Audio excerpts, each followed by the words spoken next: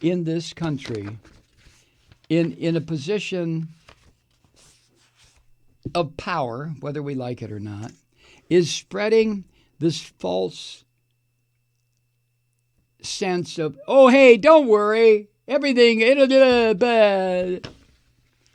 this son of a bitch in the White House. I mean, this is the part that's beginning to make me think the entire country has gone insane. It was bad enough to have Trump as president prior to the development and spread of this disease. But now, with tens of thousands of people across the planet dying from this, and this filthy, filthy fucker is still suggesting the whole thing is just a hoax by the lamestream media to interfere with his goddamn reelection.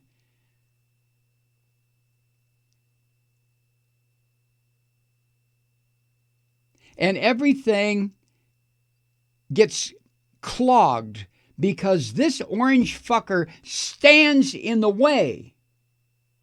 This is the fucking United States. We have the resources. We have the people. We have the ability to get control of this.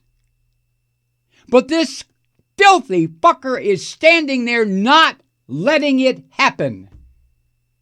He's punishing people. He's punishing New York. He's punishing California. He's punishing the state of Washington. Remember when he called the governor a snake?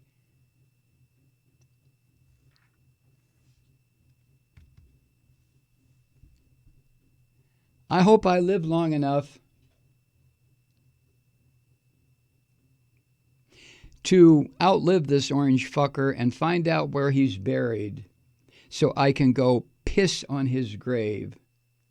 This is horrible. And I realize that's a stupid thing for me to say, okay? I realize it's petty and ridiculous, but I don't give a goddamn. This man is standing in the way of preventing the deaths of thousands of people in this country. And nobody is saying among the corridors of power, we have got to put this motherfucker away. We have got to move him out. We've got to make him stand aside.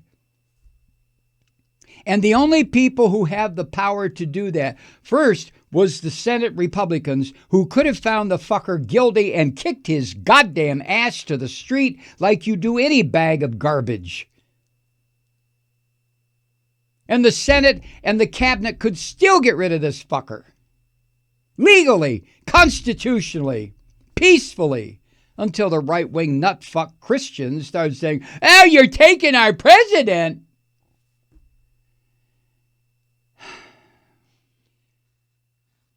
Fred Weiss, an ICU nurse in Muskegon, Michigan, described it like a storm. This is what he said, quote, a team of nurses and doctors trading off every 2 minutes begin the chest compressions that are part of cardiopulmonary resuscitation, or CPR.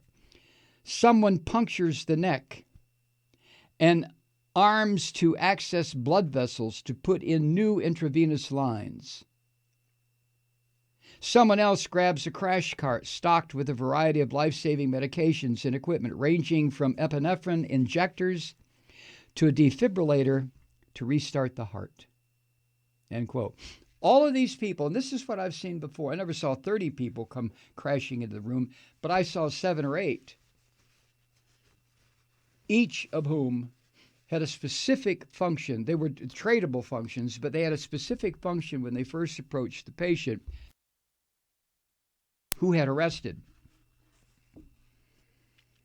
As soon as possible, a breathing tube will be placed down the throat and the person will be hooked up to a mechanical ventilator.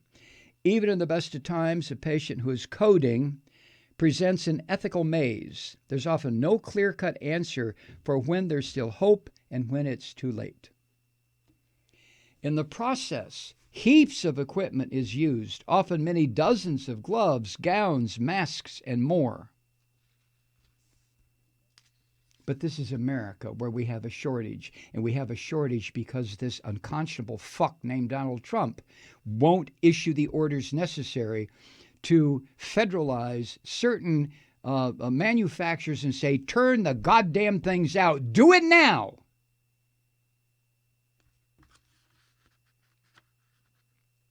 Bruno Petno, Chief Medical Officer at George Washington University Hospital, said the hospital has had lots of discussions about how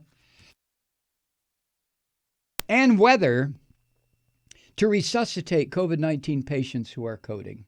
How and whether to do it. He said, quote, from a safety perspective, you can make the argument that the safest thing is to do nothing. I don't believe, he goes on, that is necessarily the right approach. So we've decided not to go in that direction. What we are doing is what can be done safely. End quote. How much can be done safely without the personal protective equipment? He added, the decision comes down to a hospital's resources, and every hospital has to assess and evaluate for themselves.